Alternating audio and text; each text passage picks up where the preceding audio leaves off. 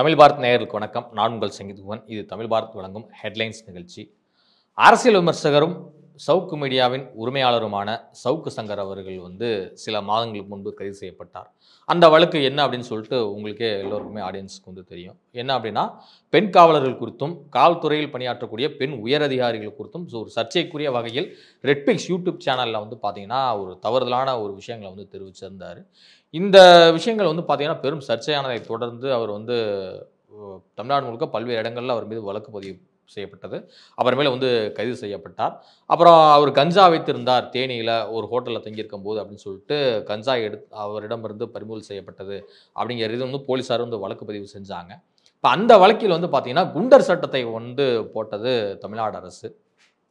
அதன் பிறகு என்ன ஆச்சு அப்படின்னா, இப்போ சில நாட்களுக்கு முன்பு தான் சென்னை உயர்நீதிமன்றம் சவுக்கு சங்கர் மீதான அந்த குண்டர் சட்டத்தை ரத்து செய்கிறோம் அப்படிங்கிறதுல சொல்லியிருக்கு. அதே சமயம் இந்த வழக்குக்கு இவ்வளோ பெரிய விஷயங்களை கொண்டு குண்டாஸ் போட வேண்டிய அவசியம் என்ன அப்படிங்கிறத நீதிபதிகள் கேள்வி எழுப்பியிருந்தாங்க. இது ஒரு புறம் இருக்க, சரி குண்டாஸ்லேருந்து ரத்து பண்ணியாச்சு.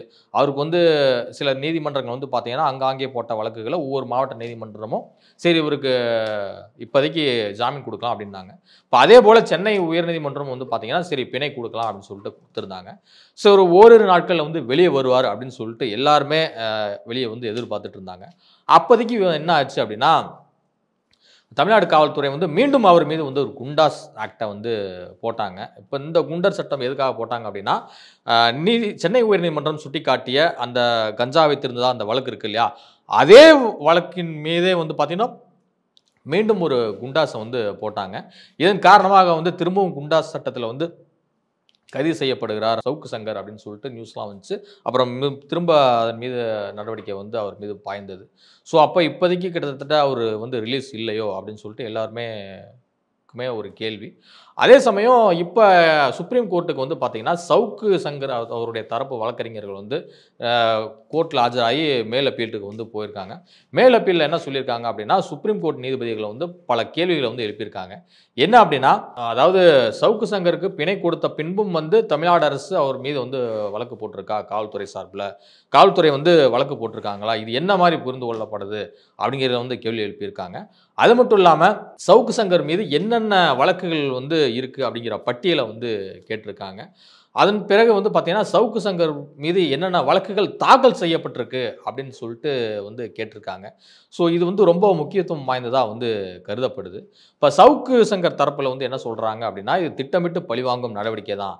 ஏற்கனவே சவுக்கு சங்கர் அவர்கள் கன்னியாகுமரி நீதிமன்றத்திலையும் ஒரு நீதிமன்றத்திலையும் ஆஜர்படுத்தும் போது வெளியே சொல்லிட்டு போனார் ஊடகங்களை பார்த்து, என்னை திட்டமிட்டு பழிவாங்குகிறது திமுக, என்னை கண்டு அஞ்சுகிறது திமுக, அது மட்டும் இல்லாமல் என்னுடைய கைதுக்கு முதல் முக்கிய காரணமே அமைச்சர் உதயநிதி தான் அப்படிங்கிற ரீதியில் அவர் ஒரு குற்றச்சாட்டை முன் வச்சு போயிட்டு இருந்தார். ஸோ இது தொடர்பாக விசாரிக்கும் போது பார்த்தீங்கன்னா திமுக கவர்மெண்ட் தான் இவ்வளோ தூரம் பழி வாங்குது அப்படின்னு சொன்னால், திமுக தரப்பில் என்ன சொல்கிறாங்க அப்படின்னா, ஏங்க காவல்துறையினர் குறித்து காவல்துறையில் பணியாற்றக்கூடிய பெண்கள் குறித்து அவதூறான கருத்துக்களை தெரிவித்தார் சவுக்கு சங்கர். ஸோ அப்படி பார்க்கும்போது அவங்க ஒரு வழக்கை போட்டாங்க அப்படிங்கும்போது நாங்கள் என்னங்க பண்ண முடியும், ஒரு அரசு நிர்வாகம் செய்கிறது நாங்கள் ஒரு தனிப்பட்ட முறையில் ஒரு கட்சி எப்படி பொறுப்பேற்க முடியும் அப்படின்னு சொல்லிட்டுலாம் திமுகவினர் சொல்கிறாங்க. ஸோ இதை நம்ம பார்க்குற வேளையில் இன்றைக்கி சுப்ரீம் கோர்ட் கேட்டிருக்கிற இந்த கேள்விகள் ரொம்ப முக்கியத்துவம் வாய்ந்ததாக கருதப்படுது. பிணை கொடுத்த மறுநாளே மீண்டும் குண்டாஸ் ஆக்டில் போட்டது எப்படி எடுத்துக்குது அப்படிங்கிற ரீதியில் சொல்லிட்டு இருக்காங்க. அது மட்டும் இல்லாமல் குண்டர் சட்டம் தொடர்பான மற்ற வழக்குகளுக்கும் மேல்முறையீடு செய்ய சுப்ரீம் கோர்ட் அனுமதி வழங்கியிருக்கு. சவுக்கு சங்கர் தொடர்பான வழக்கில் பார்த்தீங்கன்னா தமிழ்நாடு அரசு பதிலாணை கொடுக்கணும் அப்படிங்கிறதுல சுப்ரீம் கோர்ட் உத்தரவிட்டிருப்பது தமிழ்நாடு அரசுக்கு ஒரு நெருக்கடி ஏற்படுத்தியிருப்பதாக ஒரு தகவல். இன்னொரு பக்கம் நாம் தமிழர் கட்சியின் தலைமை ஒருங்கிணைப்பாளர் சீமான் அவர்கள் இந்த சவுக்கு சங்கர் அவர்கள் மீண்டும் இரண்டாவது முறையாக குண்டாஸ் ஆக்டில் கைது செய்யப்பட்டது தொடர்பாக நேற்று கண்டன அறிக்கையெல்லாம் வெளியிட்டிருந்தார். ஒரு பாசிச போக்கோட திமுக அரசு செயல்படுது.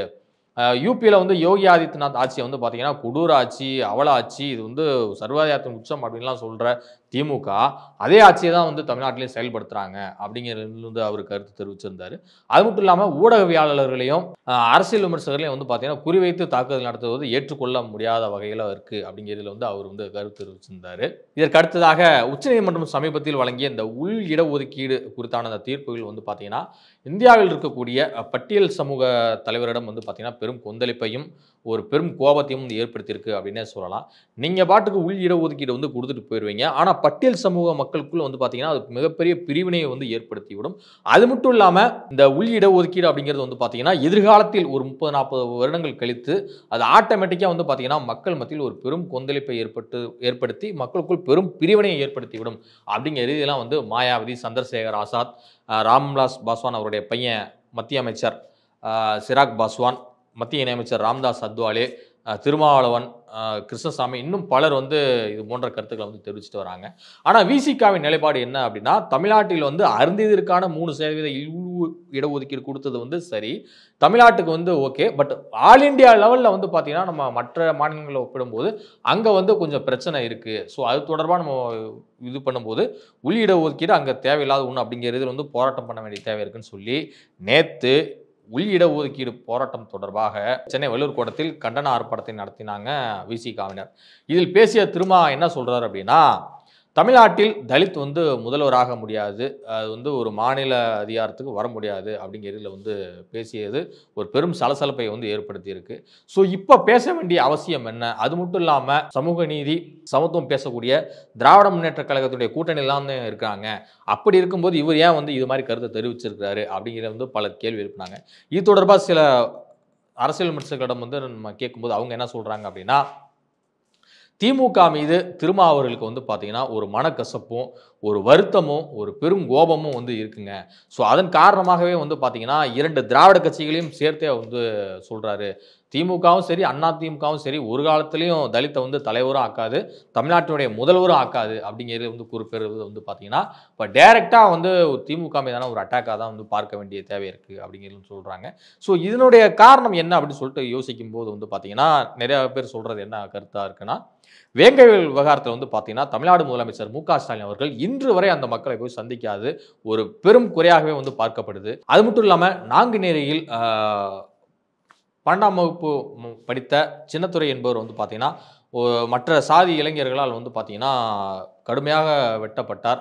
கொடூர தாக்குதலுக்கு உள்ளாக்கப்பட்டார். ஸோ அந்த விவகாரத்திலே வந்து பார்த்தீங்கன்னா, தமிழ்நாடு அரசு ஒரு சரியான நடவடிக்கை மேற்கொள்ளலையோ அப்படிங்கிற ஒரு கவலை வந்து விசிகாவுக்கு இருக்கு. அப்புறம் திரௌபதி அம்மன் கோவில் விவகாரம், இன்னும் பல்வேறு இடங்கள்ல வந்து பார்த்தீங்கன்னா, பட்டியலின சமூக மக்களுக்கு எதிராக நடக்கக்கூடிய அந்த கொடுமைகள் எல்லாமே வந்து பார்த்தீங்கன்னா, சகிச்சுக்கிட்டு தான் திமுக கூட்டணியில் வந்து விசிகா வந்து இருக்கு. ஸோ இதெல்லாமே பார்க்கிறப்ப வந்து பார்த்தீங்கன்னா, இந்த பிரச்சனைகள்லாம் வந்து முதல்வர் சீக்கிரம் சரி செஞ்சுருவார் அப்படிங்கிறதுல தான் நம்பிக்கையோடு இருக்காங்க. ஆனா இருந்தாலும் கொள்கை ரீதியாக, ஒரு கோட்பாடு ரீதியாக அகில இந்திய அளவில் வந்து பார்த்தீங்கன்னா, காங்கிரஸ் திமுகவோடு இணைந்து இந்த நாட்டை வந்து பாஜகவிடம் மீட்டெடுக்கிறது தான் நம்மளுடைய கடமை அப்படின்னு சொல்லி திருமாவளவன் வந்து தொடர்ந்து சொல்லிட்டே வந்தார். ஸோ அவங்க கட்சியினரும் வந்து அதுதான் இது பண்ணாங்க.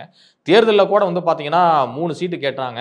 அந்த 3 சீட்டில் வந்து பார்த்தீங்கன்னா ஒரு சீட்டை வந்து பொது தொகுதி கேட்டாங்க. அந்த பொது தொகுதி வந்து பெரம்பலூர் கொடுங்க, இல்லைனா கள்ளக்குறிச்சி கொடுங்க அப்படின்லாம் சொல்லி கேட்டாங்க. ஆனால் மு.க. ஸ்டாலின் அவர்கள் வந்து இப்போ நீங்கள் கேட்குறீங்க, உடனே கம்யூனிஸ்டுகள், மதிமுக எல்லாருமே கூடுதலாக கேட்டால் இது கூட்டணிக்குள் பெரிய குழப்பத்தை ஏற்படுத்திடும். இந்த முறை வாங்கிக்கிங்க அப்படின்னு சொன்னதன் காரணமாக அவரும் வந்து 2 தனி தொகுதிகளை வந்து வாங்கிட்டு போனார். அதில் கூட நிறைய பேர் விமர்சனம் பண்ணியிருந்தாங்க. ஏன் ஒரு தனி தொகுதி கொடுத்துட்டு ஒரு பொது தொகுதியாக கொடுத்துருக்கலாம்ல, அதை கூட கொடுக்க முன் வரலையே இந்த திமுக அப்படின்னு சொல்லி நாம் தமிழர் கட்சி, இன்னும் பல்வேறு கட்சிகள் வந்து கடுமையான விமர்சனத்தை வந்து முன் வச்சாங்க. ஸோ அந்த விதத்தில் பார்க்கும்போது வந்து பார்த்தீங்கன்னா, இப்போ திருமாவுடைய இந்த ஸ்டேட்மெண்ட் என்பது அப்போ நாடாளுமன்ற தேர்தலில் ஒரு பொது தொகுதியை கேட்டு கூட கொடுக்காத திமுக தலித்தை வந்து முதல்வராக்கி விட முடியுமா அப்படிங்கிற ரீதியிலையும் ஒரு கண்ணோட்டத்தை வந்து பார்க்க ஆரம்பிக்கிறாங்க. ஸோ அவர் சொன்ன இந்த தலித் வந்து தமிழ்நாட்டின் முதலமைச்சராக ஆக முடியாது, அதை மாநில அரசு ஒருபோதும் ஏற்காது அப்படிங்கிறத வந்து ரொம்ப முக்கியத்துவம் வாய்ந்த பாயிண்டாக வந்து கருதுறாங்க. அது மட்டும் இல்லாமல் திமுக மீதான அதிருப்தியின் வெளிப்பாடே இந்த ஸ்டேட்மெண்ட்டு அப்படிங்கிறது சொல்லிட்டு வராங்க. ஸோ பொறுத்திருந்து பார்க்கலாம். திமுக கூட்டணிக்குள் ஒரு சலசலப்பு ஏற்பட போகிறதா? இன்னொரு பக்கம் அதிமுகவுடைய செயற்குழு கூட்டம் வந்து 16ஆம் தேதி நடக்க இருக்கு. அது நடந்து முடிந்த பின்பு மீண்டும் ஒரு ஹெட்லைன்ஸ் நிகழ்ச்சியில் உங்களை சந்திக்கும் வரை உங்களிடமிருந்து விடைபெறுவது உங்கள் சங்கீத் குகன். நன்றி, வணக்கம்.